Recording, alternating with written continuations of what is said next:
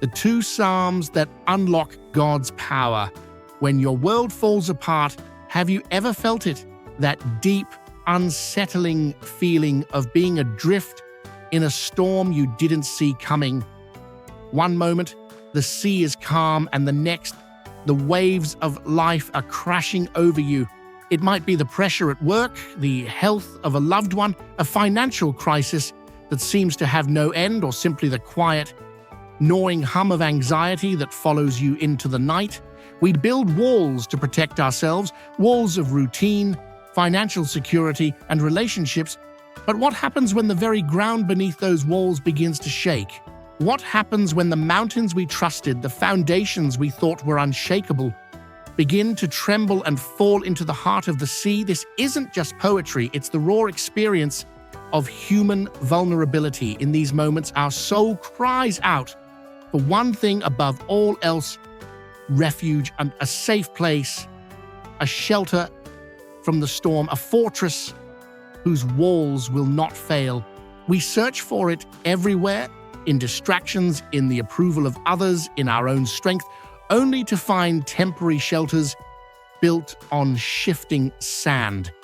But what if I told you that there exists a fortress that cannot be breached, a source of strength that never runs dry? What if the key to enduring life's most violent storms was not in building stronger walls around you, but in finding a permanent, ever-present refuge within you?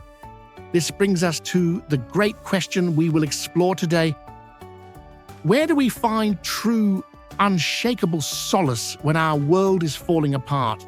The answer, my friends, has been preserved for us for millennia, not in a complex philosophical text, but in a songbook, the songbook of the human soul, the Book of Psalms. Welcome to Biblical Wisdom SP.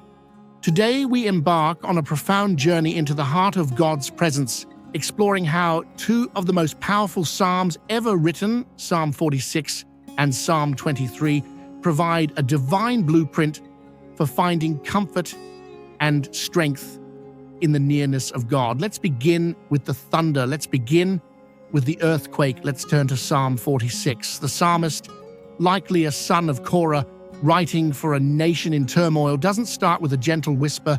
He starts with a defiant roar against the chaos. He writes, "God is our refuge and strength, an ever-present help in trouble.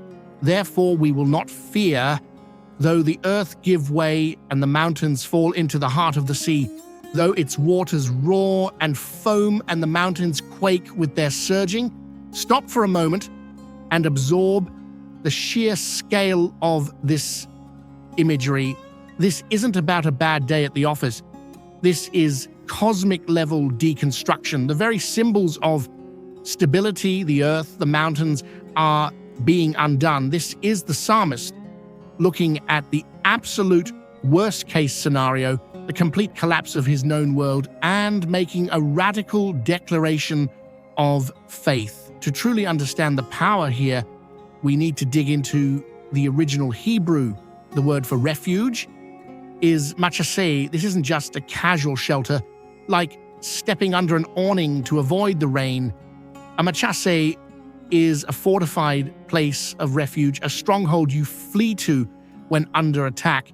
It implies an active enemy and an intentional act of seeking protection. The psalmist is saying, when everything is coming against me, God himself is my fortress. But he doesn't stop there. He says God is also our strength. The Hebrew word is oz. This denotes inherent power, might, and the capacity to prevail. This is a crucial distinction. A fortress, a machaseh, is a place you run to. Strength, oz, is something you possess within. Do you see the incredible dual promise here?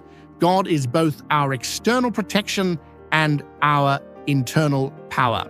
He is the walls of the castle and the courage of the soldier defending it. And then comes the phrase that changes everything: an ever-present help in trouble. The Hebrew here is magnificent.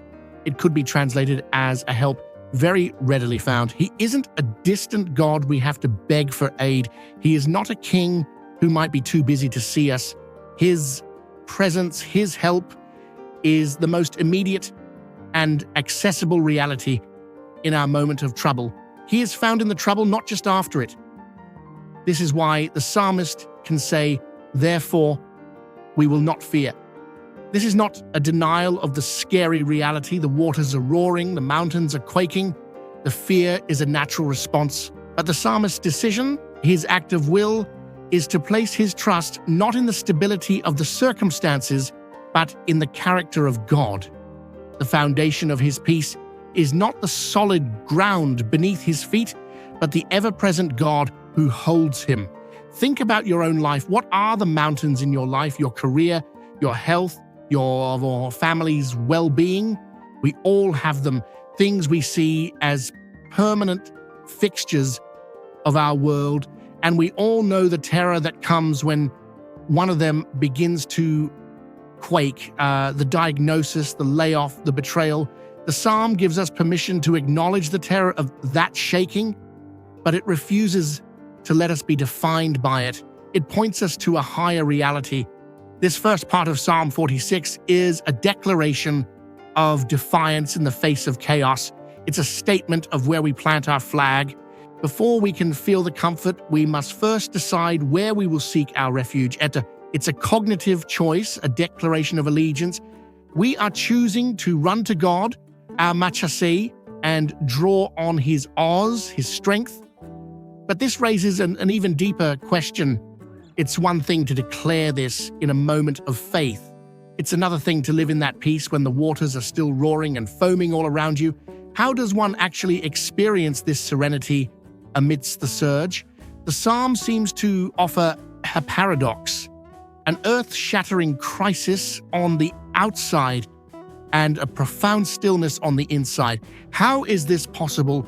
The answer lies hidden in the next verses of the psalm, in the image of a mysterious, life-giving river. A river that flows where you would least expect it. We just left the psalmist standing on the shores of a raging, foaming sea, watching the very mountains of his reality crumble into the chaos. He has made his declaration. God is our refuge and strength. But how does this declaration translate into a felt experience?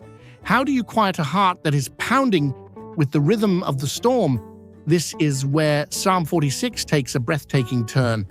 The camera of the soul pans from the violent, external chaos of the sea to a place of profound internal peace. Listen to verse 4.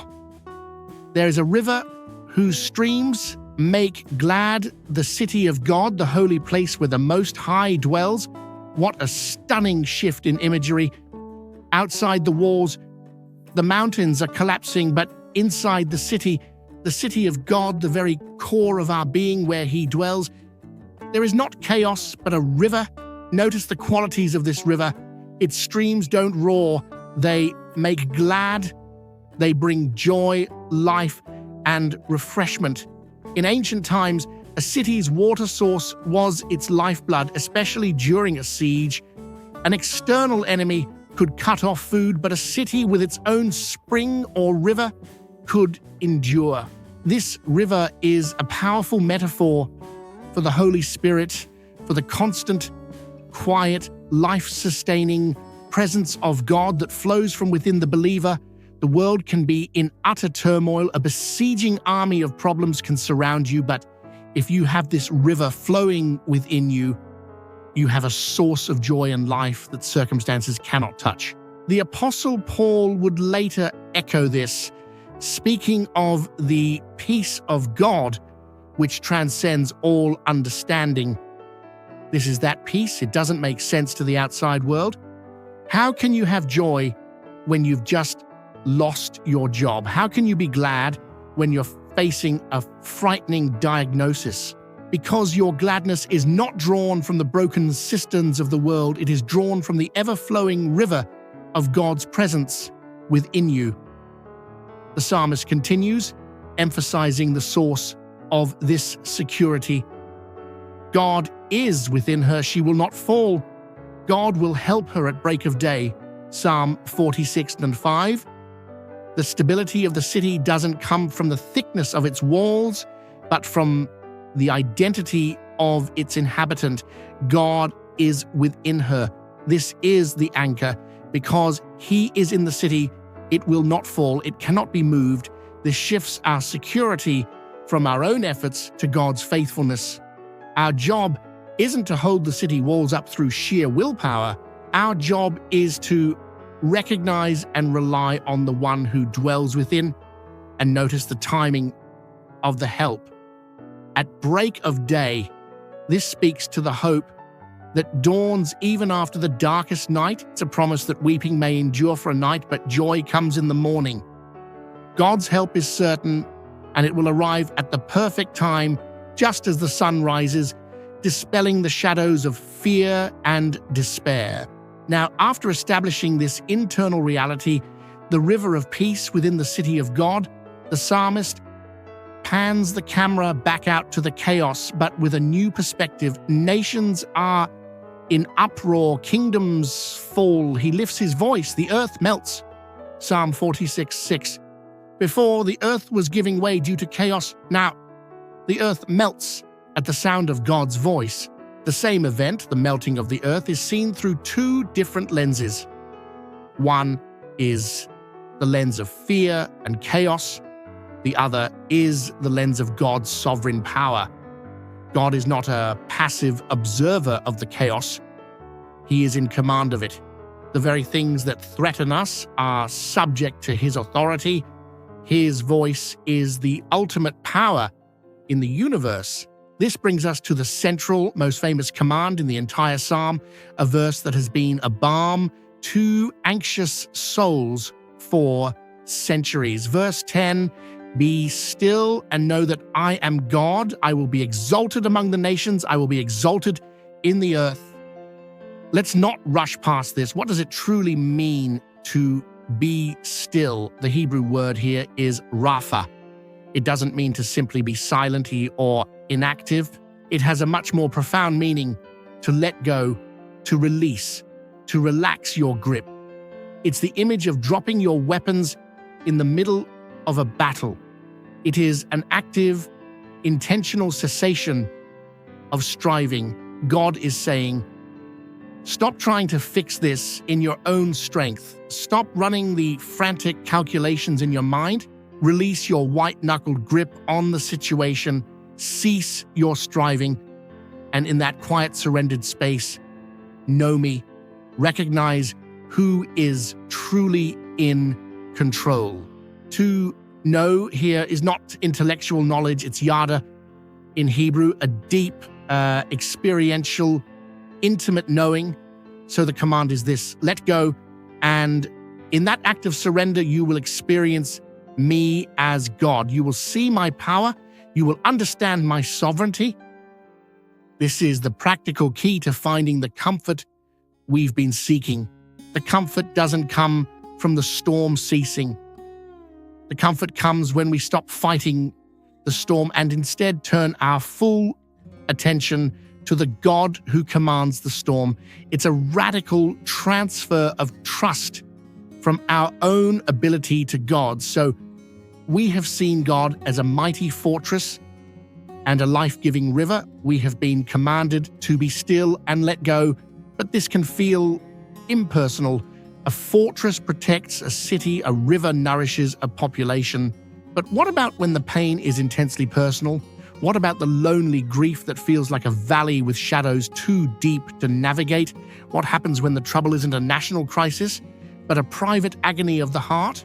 For that, we must turn from the grand corporate anthem of Psalm 46 to the intimate personal whisper of Psalm 23. We must move from the fortified city to the quiet pasture and meet God not just as a king, but as a shepherd.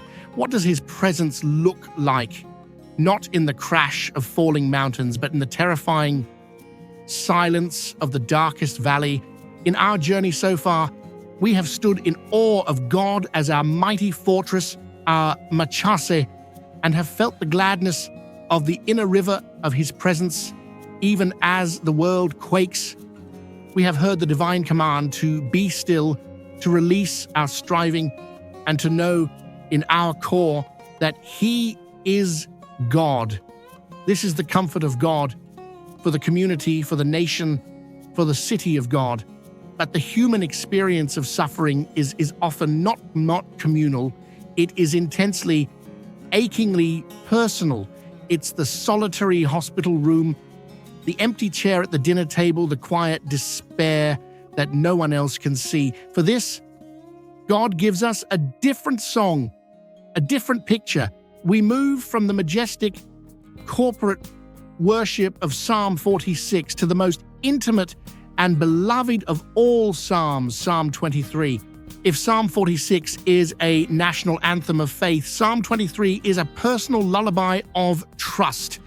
It begins with a radical tri-personalization of our relationship with the Almighty. The very first words shift everything. The Lord is my shepherd, not our shepherd, not the shepherd of Israel, my shepherd.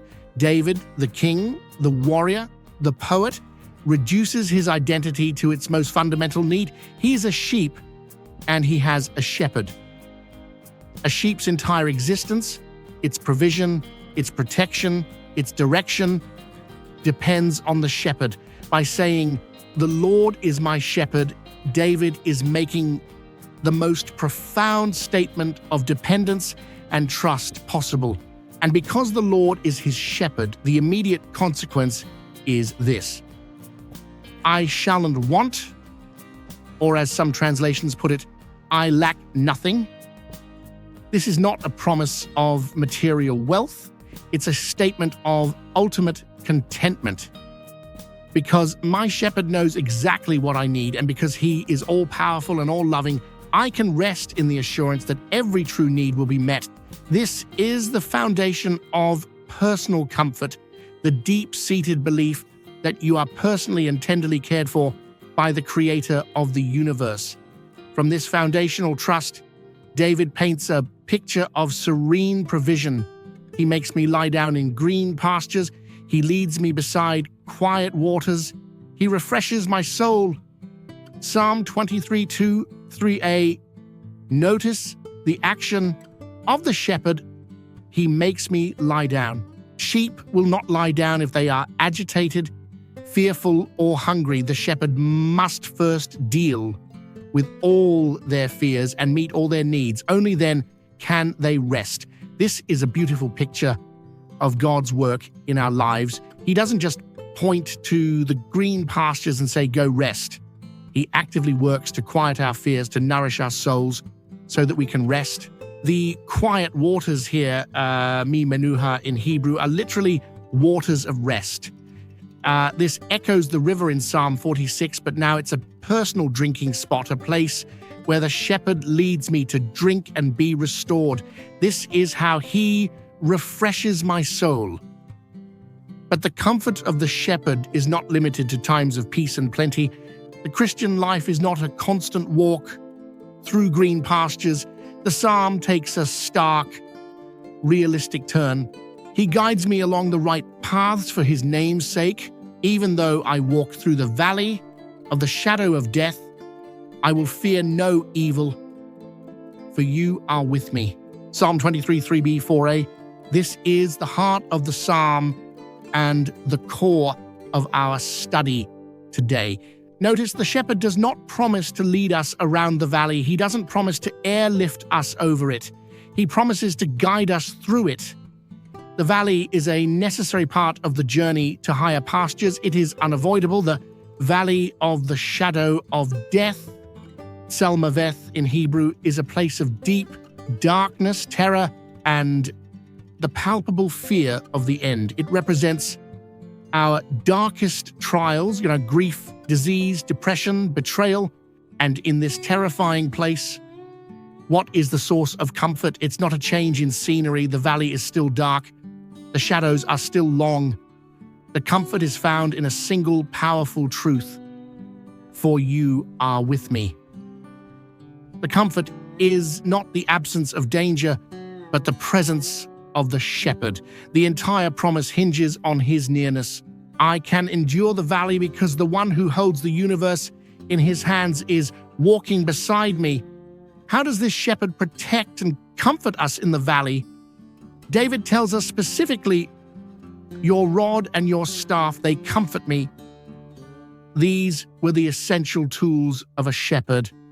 The rod was a short, heavy club used as a weapon to fight off predators, wolves, lions, bears.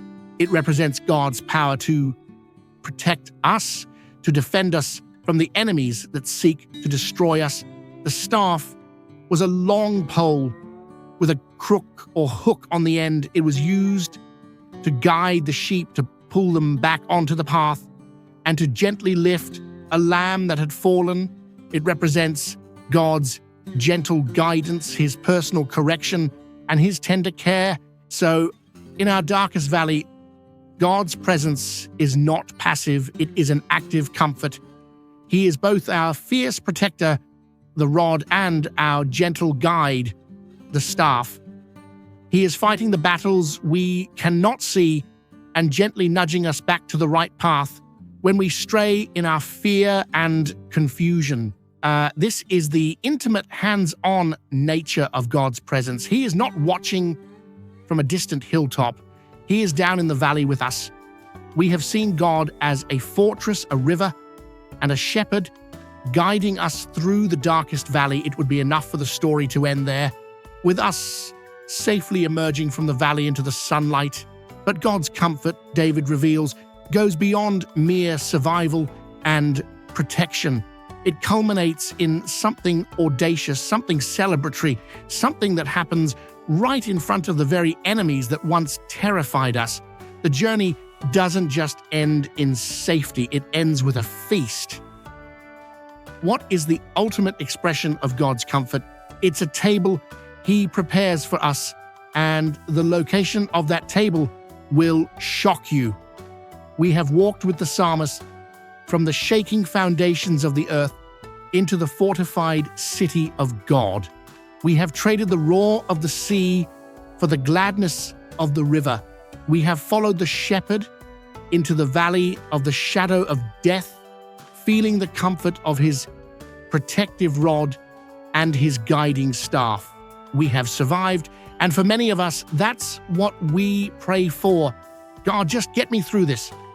But God's plan for you, his comfort for you, is infinitely more glorious than mere survival.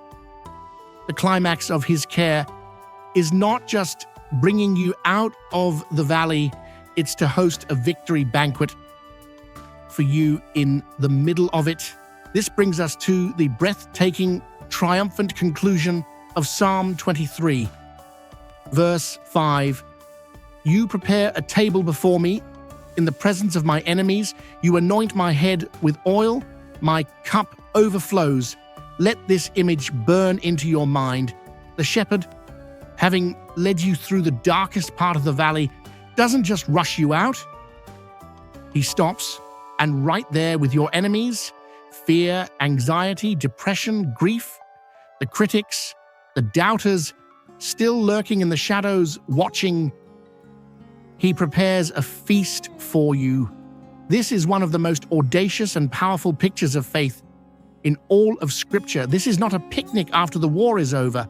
This is a feast in the middle of the battlefield. It is a divine declaration of victory, honor, and vindication.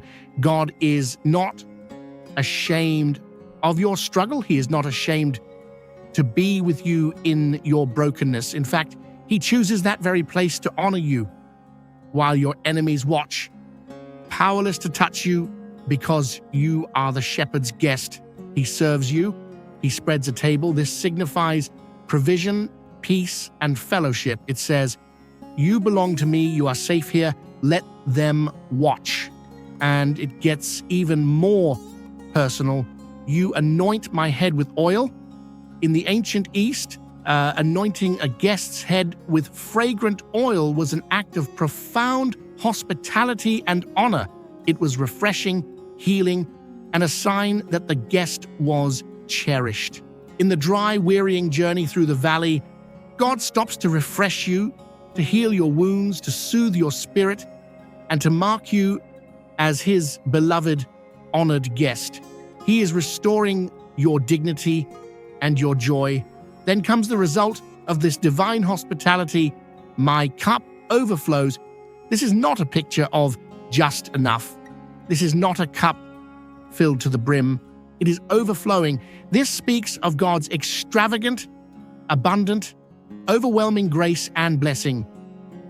In the very place where you felt the most scarcity of hope, of peace, of strength, God provides not just sustenance, but extravagant abundance. His comfort is not a trickle, it's a waterfall. His peace is not a drop, it's an ocean.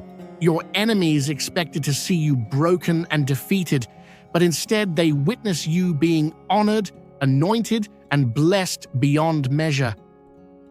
This is the ultimate comfort, not just being safe from your enemies, but feasting in victory before them. And this experience, this journey with the shepherd, changes your entire outlook on the future.